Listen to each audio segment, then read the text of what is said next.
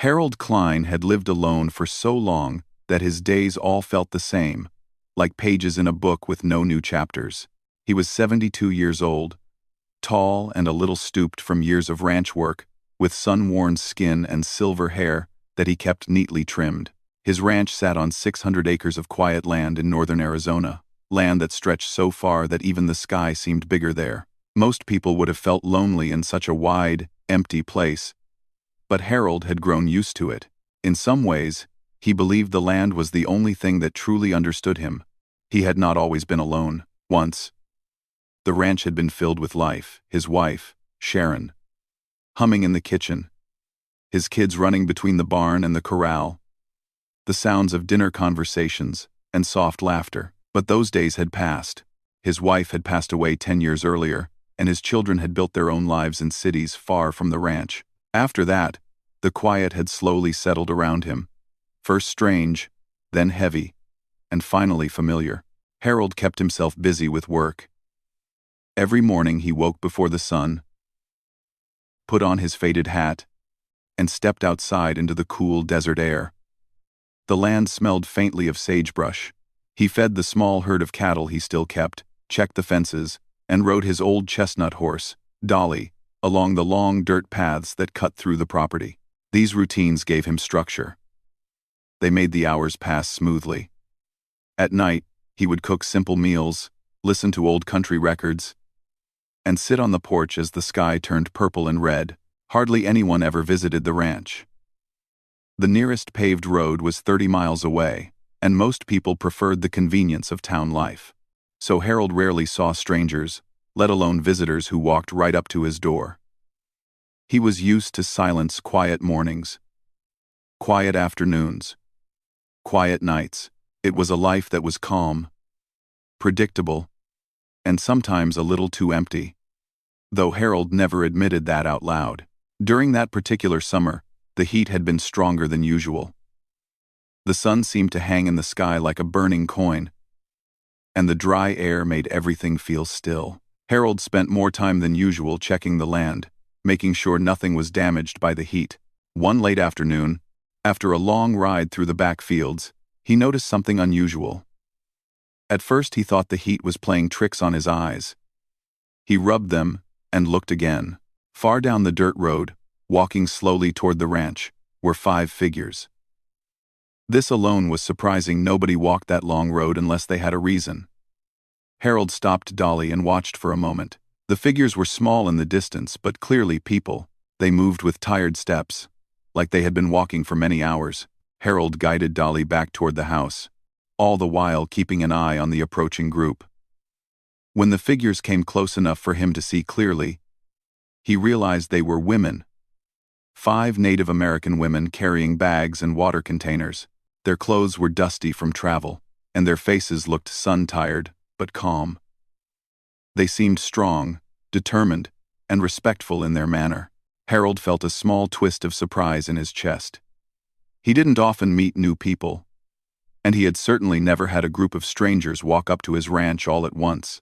When they reached the fence line near his front yard, they stopped politely, not stepping too close, as if they understood his need for space. One of the women, a woman in her 40s with steady eyes and neatly braided hair, stepped a little forward. "Sir," she said gently, "my name is Maria Docella. We are Apache women from the community south of here." Her voice was calm, polite, and carried a tone of quiet strength. Harold listened carefully. "There was a fire near our temporary housing," she continued. "The place we were staying is not safe right now. We were told to leave until things can be fixed. We have been walking for hours. We do not wish to trouble you, but we hope to ask for shelter for a short time. Just a safe place to rest." Harold stood still for a moment. He could sense they were sincere. Their eyes showed tiredness but also dignity. They were not begging, only asking respectfully. He cleared his throat. "You walked all the way out here?" he asked. Maria nodded. "We passed a few places, but nobody was home, and we did not want to enter land without permission. Your ranch was the first place where someone was present." Harold scratched his chin. He had not shared his space with anyone in years.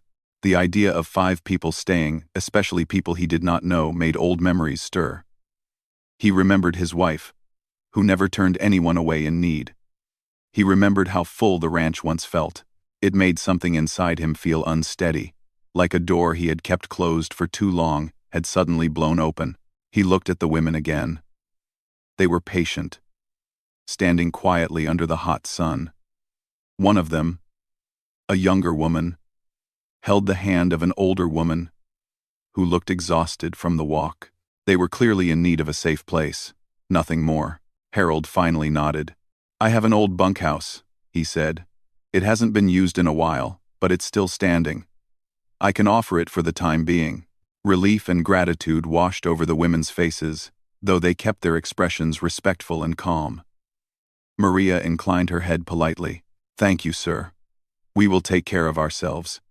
We will not be a burden." Harold gestured for them to follow him. He led them across the yard to the bunkhouse, a long wooden building with a tin roof. It was dusty inside, but the structure was solid, and there were enough beds for all 5. The place only needed cleaning and fresh air. The women thanked him again. Immediately, they began organizing the space, opening windows, shaking out blankets, and sweeping the floors with a quiet efficiency that impressed Harold. They worked together smoothly, communicating with soft words and gestures. They carried themselves with calm confidence, like they were used to helping each other through difficult moments. Harold watched from the doorway, not wanting to intrude but curious. There was something comforting about the way they moved, steady, purposeful, respectful. The ranch, which had felt so empty for so long, suddenly felt different. Not crowded, but less silent. As the sun began to set, Maria approached him again. "Sir, we appreciate your kindness," she said softly. "We will not stay long, just until we know what is happening with the place we were staying." Harold nodded, though he found himself strangely aware of how unusual the day had been. He had expected nothing more than a quiet evening like any other. Instead, his ranch now had new voices, new footsteps, new life moving around. He tipped his hat.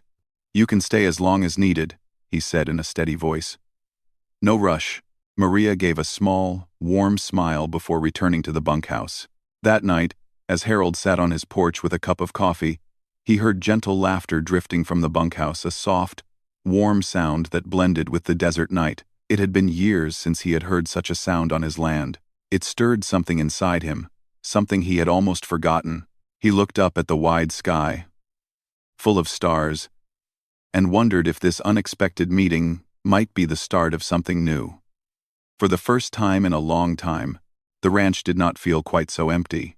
The next morning, Harold woke with the sun as he always did. He stepped outside, expecting to start his usual routine, but something felt different. The air was the same. The land was the same, yet the ranch felt more alive, as if the quiet had been gently lifted. When he walked toward the barn to feed the cattle, he noticed movement near the bunkhouse. The 5 women were already awake. They had cleaned the bunkhouse even more, swept the porch, and were now gathered near a small outdoor fire where they were warming breakfast. Their voices floated across the yard, soft, steady, friendly. The sound surprised Harold. He hadn't realized how much he had gotten used to silence until he heard something else. Maria saw him walking by and raised a hand in greeting. "Good morning, sir," she said with a warm smile. Harold nodded politely. "Morning. We made extra food," she said gently. "If you would like some." Harold felt a small hesitation. For years, he had eaten alone. He wasn't used to sharing meals, but he didn't want to be rude. He walked closer, and the women offered him a simple breakfast of warm bread, fruit, and a mild stew they had prepared. The flavors were calm and comforting. He thanked them quietly, and they nodded respectfully. After breakfast, Harold tended to the ranch work he always did, but throughout the day, he noticed the women exploring the land. They were not careless. They walked gently, observing the plants and rocks, noticing things that Harold sometimes ignored. The women seemed to understand nature deeply, and that made Harold feel something he hadn't felt in a long time, company that didn't disturb the peace. Later that afternoon, clouds gathered over the mountains, growing dark and heavy. The weather report the night before had mentioned a monsoon storm approaching. Harold knew storms in the desert could come quickly, bringing strong winds and sudden rain. He checked the sky again, then decided to move some of his cattle to safer ground before the storm hit. As he saddled Dolly, Maria approached him. "Is something wrong?" she asked. "Storm's coming," Harold replied. "Need to move the herd to the north pasture. It drains better there." Maria looked back at the other women, then at Harold. "We can help," she said simply. Harold opened his mouth to say no, out of habit, but something stopped him. The women looked steady and capable. They had a calm confidence about them. He slowly nodded. "If you want to." Within minutes, the women were helping. They moved with surprising skill, opening gates, guiding the cattle gently, and working in quiet coordination. Harold watched with appreciation. He didn't have to instruct them much. They understood animals, understood the land, and worked as a team. The storm arrived sooner than expected. Dark clouds rolled in, and a soft rumble of thunder echoed. The first drops of rain fell as the last cows entered the safer pasture. The group hurried back toward the ranch house.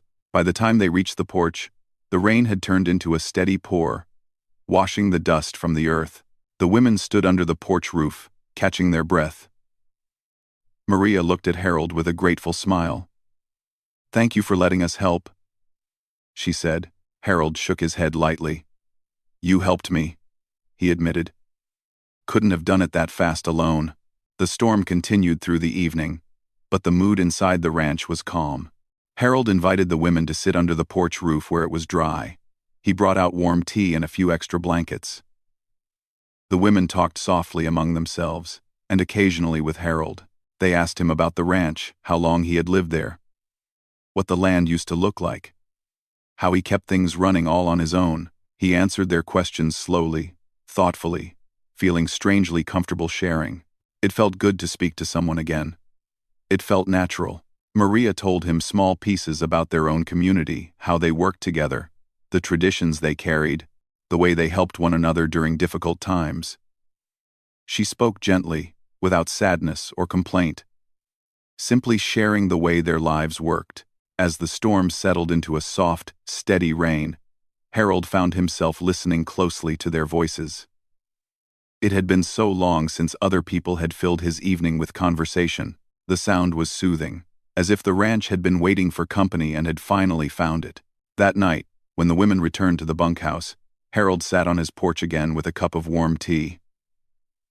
The ranch still felt peaceful, but it no longer felt empty. The presence of the women had changed something deep inside him, something he hadn't known needed changing. The next few days followed a new kind of rhythm. The women helped wherever they could, tidying the yard, washing tools, and preparing light meals. They never acted like guests. They acted like helpers, partners, part of the daily flow of the ranch. Harold found himself looking forward to the small things. The sound of gentle laughter drifting across the yard, the sight of people walking around the ranch again, the shared conversations in the evening. He felt lighter somehow, as if the weight he had carried alone for years had been quietly lifted. A week passed, then another. The women occasionally received news about their previous housing situation. Repairs were delayed. Information was unclear. There was still no place for them to return to safely. One afternoon, Harold found Maria near the corral, brushing one of the horses with a slow, steady hand. He walked over. "Any news?" he asked. She shook her head softly. "Nothing certain yet. We may need to move on soon. We will try to find work in town if needed."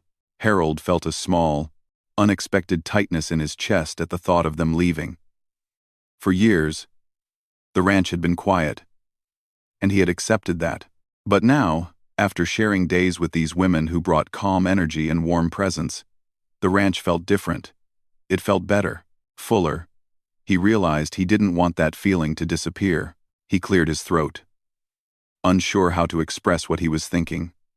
But Harold was a simple man. He spoke honestly. "You all helped me more than you know," he said. And the ranch feels alive again. If you want to stay longer, you can. Not as guests, but as partners. There's plenty of work here. Plenty of space. You'd have your own area. No rush. Take all the time you need. Take all the time you need. Take all the time you need. Maria looked at him quietly, her eyes thoughtful. The other women joined her, listening. They exchanged soft, meaningful glances, clearly surprised but moved by Harold's offer. We do not want to trouble you, Maria said gently. It wouldn't be trouble, Harold insisted. Truth is, it's been a long time since I've had company that made the place feel warm again. Silence followed for a moment, but it was a kind silence, filled with understanding. Finally, Maria nodded slowly. If you are sure, we would be grateful to stay. And we will work hard. This land will be safe with us. Harold felt a warm sense of relief. I'm sure. From that day on, the ranch changed in the best possible way. The women settled into a gentle routine working alongside Harold, caring for the land, cooking meals, fixing small things that had been forgotten over the years. They brought life back into the quiet corners of the ranch. Evenings became moments of quiet gathering. Sometimes they shared stories. Sometimes they simply enjoyed the peaceful desert wind. Harold learned about their traditions, and they learned about his old ranching memories. There was no rush, no pressure, just a slow, steady building of trust and companionship. The ranch, once filled with silence, now held warm voices, gentle laughter, and the feeling of a shared purpose. Harold often found himself standing on the porch at sunset, looking out at the land with a calm heart. For the first time in many years, he didn't feel alone. He felt part of something again, something simple, kind, and quietly beautiful. And every day, he was grateful that 5 tired travelers had walked down his long dirt road and brought new life to a place he thought would always stay quiet.